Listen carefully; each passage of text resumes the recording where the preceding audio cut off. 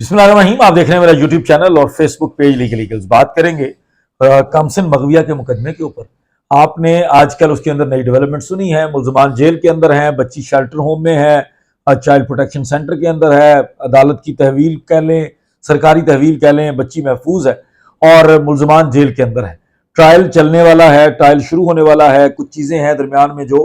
High court तक गई हुई हैं। ट्रायल किसने चलाना है, कौन सी अदालत में चलना है, इन तमाम मामलात का फैसला सिंध हाई कोर्ट ने 20 तारीख को कर देना है। उसके बाद 20 तारीख को यह भी हमारे सामने आ जाना है कि अगर बच्ची का मेडिकल करवाने की जरूरत है तो मेडिकल करवाया जाए। ये काफ़ी सारी चीज़ें हैं जो हाई कोर्ट की प्रोसीडिंग्स की वजह से ताखीर का शिकार हैं, लेकिन बहुत जल्द उन सारी चीज़ों में क्लैरिटी आ जाएगी। आजकल बयानात खेला जा रहा है। बच्ची के बयान को पढ़ के बार बार मैनिपुलेट किया जा रहा है। बच्ची के बयान का हवाला देकर बार बार कोई पॉइंट स्कोरिंग करने की कोशिश की जा रही है और बच्ची के बयान को इतना बड़ा बना के पेश किया जा रहा है कि अगर बच्ची का बयान आ गया है तो मुकदमा खत्म हो गया है। तो पहली चीज तो आप तमाम लोगों के लिए भी और उन लोगों के लिए भी, अगर बच्ची का बयान इतना ही अहम होता, बच्ची के बयान से ये मुकदमा खत्म ही होना होता, तो आज तक ये मुकदमा खड़ा ही क्यों है? आज मुल्जमान जेल के अंदर क्यों है? आज ये ट्रायल क्यों चल रहा है? आज उन मुल्जमान के जो सिर्फ सहूलतकारी में थे, जो इनकी वालदा है जो सर फहरिस्त, उसके नॉन अवेलेबल वारंट क्यों निकले हैं? नाकाबिले जमानत गिरफ्तारी के वारंट क्यों जारी हुए हैं? और जब ये ट्रायल चलेगा तो मैं आज आपको कह रहा हूं कि अगर ये ट्रायल चलेगा तो ये 100% कन्विक्शन का केस है। अगर पाकिस्तान के कानून को फॉलो किया जाए, पाकिस्तान के कानून के मुताबिक बात की जाए, तो इनको सजा से कोई नहीं बचा सकता। यही अदालतें होंगी, यही कानून होगा और इसी जगह पर इनके खिलाफ सजा का फैसला होगा। लेकिन आज मैं जो आपके सामने चीज रखने जा रहा हूं, क्योंकि बयानात के ऊपर बहुत ज्यादा जोर दिया जा रहा है, क्योंकि बयानात के ऊपर बहुत बड़ी बातें की जा रही हैं। एक आप लोगों ने बात सुनी थी, बहुत लोगों ने यह जिक्र किया था शुरू में कि निकाह जो है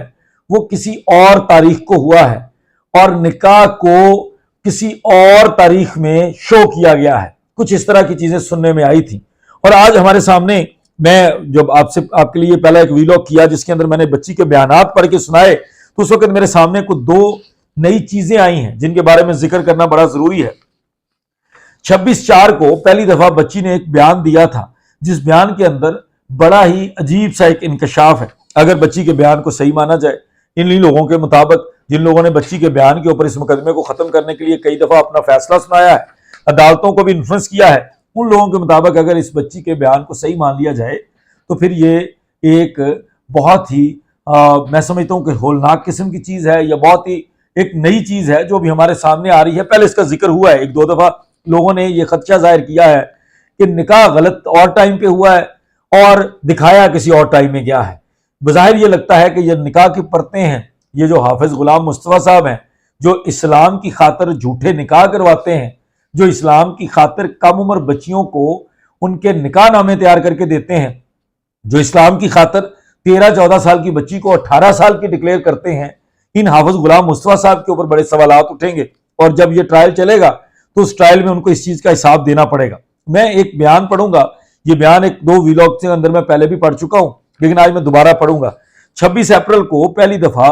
जो मगविया है उसने पुलिस को बयान दिया था, सिंध पुलिस को बयान दिया था, जब पूरे पाकिस्तान के अंदर मीडिया के ऊपर खबरें चल रही थी और ये लोग बच्ची को छुपा रहे थे। ये पहली वाली बात है, बाद में दोबारा भी ये लेकर भाग गए थे, लेकिन पहली दफा जब बच्ची को छुपाया जा रहा था, जब पूरा पाकिस्तान इस बच्ची को ढूंढ रहा था, तो उस वक्त कुछ चीजें सामने आई थी कि अचानक से एक निकाहनामा आ गया, एक वीडियो बना दी गई और उसके बाद जनाब वो एक मोहब्बत की शादी थी और उसको बड़ा रंग देने की कोशिश की गई। वालिदैन के ऊपर बड़े बड़े फिक्रे कसे गए, बड़ी बातें की गई कि वो वालिद जो है, जो बेटी के अगवा का इल्जाम लगा रहा था, उसकी बेटी ने तो भागकर शादी कर ली। बहुत सारी चीजें हो रही थी। उस वक्त इसी बच्ची ने एक बयान दिया था, वो बयान मैं आपके लिए पढ़ के सुनाऊंगा। 26/4/2022 को ये बयान था और सबसे पहले वाले जो तफ्तीशी अफसर थे वो इंस्पेक्टर सईद अहमद थहीम थे। और ये सईद अहमद थहीम साहब जो थे ये AVCC के थे, क्योंकि पहले ये case anti violent crime cell का था, जो CIA का ही डिपार्टमेंट है कराची पुलिस का। उनके पास एक बयान रिकॉर्ड करवाया गया जब लाहौर के अंदर वो इसी बच्ची को तलाश करने आए थे। जब उनको इतला मिली थी पंजाब पुलिस के जरिए, बच्ची को ट्रेस कर लिया गया है और बच्ची इस वक्त महफूज है और बच्ची ने यह निकाहनामा दिखाया है, या बच्चे ने यह निकाहनामा दिखाया है, जो 21 साल का बच्चा है उसकी तरफ से ये बातें सामने आई थी। बयान ये कहती है बच्ची, बयान मगविया तफलका دعا زہرا دختر سید مہدی علی کاظمی، عمر 18 سال، فون نمبر جو ظہیر نے اس کو موبائل دیا ہوگا یا ظہیر کا نمبر لکھا ہوا ہے، سکنہ شیرشاہ یونیورسٹی روڈ لاہور، کوئی نہیں ہے لاہور کے اندر اس طرح کا روڈ، کوئی بھی نہیں ہے جگہ، نے دریافت پر بتلایا کہ میں پتہ بالا پر اپنے شوہر کے ساتھ رہتی ہوں کہ مورخہ 17/4 بوقت 10:30-11 بجے کا وقت تھا، میں رکشہ پر بیٹھ کے کار اڈے پر گئی اور کرائے پر کار پر میں لاہور آئی اور یونیورسٹی کے پاس سے مجھے ظہیر نے پک کیا تھا، اور مورخہ 18/4 کو میرا نکاح ضلع کچہری لاہور میں ہوا، اور میں نے ایک دن کورٹ میں بیان دیا کہ میں خود اپنی مرضی سے آئی ہوں اور مجھے کسی نے اغوا نہیں کیا۔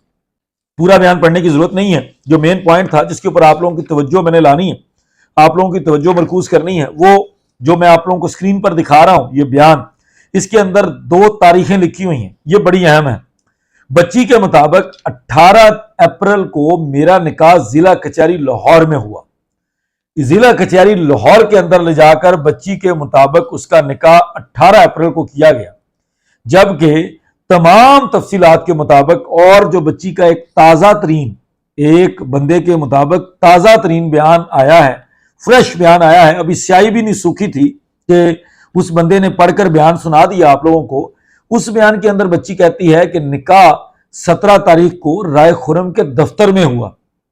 اور اس بیان کے اندر بچی کہتی ہے کہ میرا نکاح 18 اپریل کو ضلع کچہری کے اندر ہوا، جو کہ کچھ نئی چیزوں کو، کچھ نئے شکوک و شبہات کو جنم دے رہا ہے۔ یہ بیان یہ کہہ رہا ہے کہ شاید اس نکاح نامے کو نکاح بعد میں کیا گیا، ڈکلیئر 17 کو کیا گیا، کیونکہ بچی 16 اپریل کو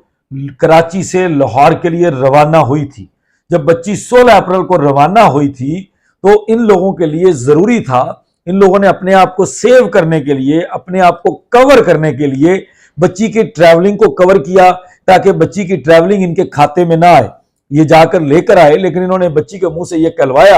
اور خود بھی یہ کہا ہر جگہ کہ بچی خود آئی ہے کراچی سے لاہور 2 فرشتوں کے ساتھ، 2 فرشتوں کی مدد سے پہنچی ہے۔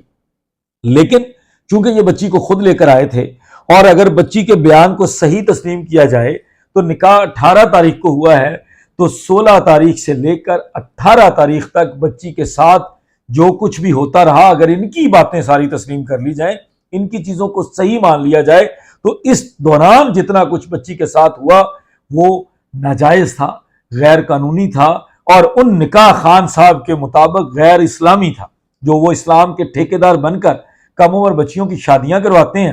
کم عمر بچیوں کی عمر 18 سال لکھتے ہیں، جھوٹے نکاح کرواتے ہیں جن کی کوئی رجسٹریشن نہیں ہوتی، جس کا کہیں پر کوئی ریکارڈ نہیں ہوتا۔ اس نکاح خان نے اس نکاح کو 18 تاریخ کو بچی کے مطابق کروایا ہوگا،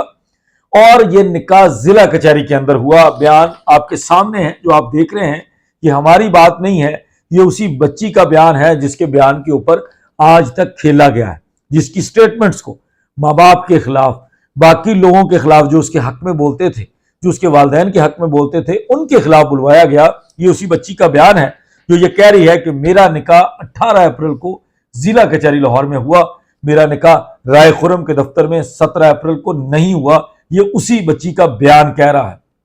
لیکن